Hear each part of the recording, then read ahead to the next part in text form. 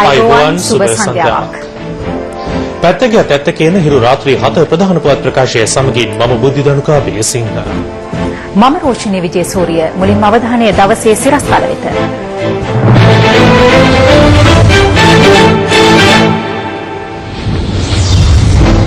නිදහස් සෞඛ්‍ය සේවයේ ස්වර්ණමය යුගය මෙයයි.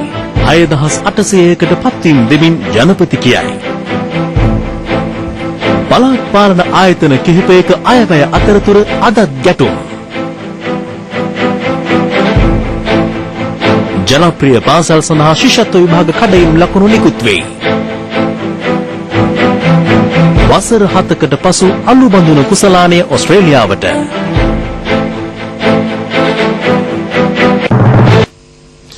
අතීතයට සාපේක්ෂව සෞඛ්‍ය ශාස්ත්‍රයේ දෙවන්ත ගුණාත්මක වර්ධනයක් මේ වන විට සිදු කර ඇති බව ජනාධිපති මහින්ද රාජපක්ෂ මහතා පවසනවා.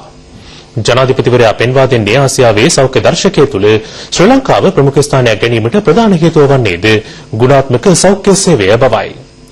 අද කොළඹදී පැවති උත්සවයක් අමතමින් ජනාධිපතිවරයා මේ අදහස් පළ කළා.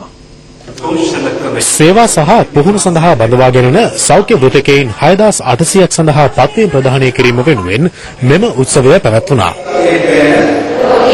එහිදී හෙද පුහුණුව අවසන් කළ නිලධාරීන්, පුහුණුව සඳහා බඳවා ගන්නා නිලධාරීන් මෙන්ම පරිපූර්ණක සහ අතුරු වෛද්‍ය සේවාවන් සඳහා බඳවා ගැනෙන සෞඛ්‍ය සේවකයන් වෙත පත්වීම් ප්‍රදානය කිරීම සිදු කෙරුණේ ජනාධිපති මහින්ද රාජපක්ෂ මහතා අතින්. අද දිනේදී මෙන්ම ඉදිරි දිනවලදීද සෞඛ්‍ය සේවය සඳහා එකවර බඳවා ගැනෙන මුළු පිරිස 10400 ඉක්මවනවා. ශ්‍රී ලංකාවේ සෞඛ්‍ය සේවාව සඳහා ප්‍රථම වරට එකවර වෘතිකයන් විශාල පිරිසක් බඳවා ගැනෙන පළමු අවස්ථාව මේ බවයි සෞඛ්‍ය අමාත්‍යාංශය පවසන්නේ. නිදහස් සෞඛ්‍ය සේවාවේ ස්වර්ණමය යුගය මේ යුගය කියලා කිව්වොත් ඒක නිවැරදි කියලා නම විශ්වාස කරනවා. වැටුපෙන්නේ කියලා තමයි.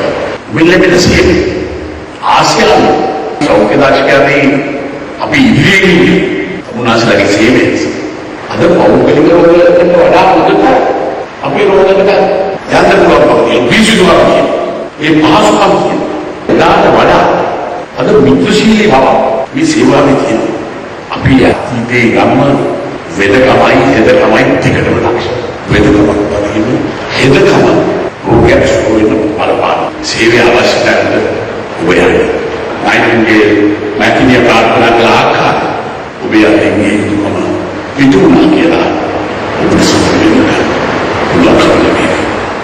උත්සවයේ අවසානයේදී ජනාධිපතිවරයා පැමිණ සිටි වෘත්තීය සමිති නියෝජිතයින් සමග කතා බහකද නිරත වුණා.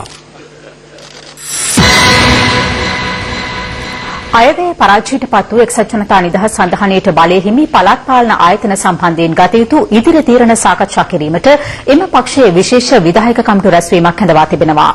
පාර්ලිමේන්තු සංකීර්ණයේදී අද පස්වරුවේ ආරම්භයේම රැස්වීමේදී පරාජයට පත් වූ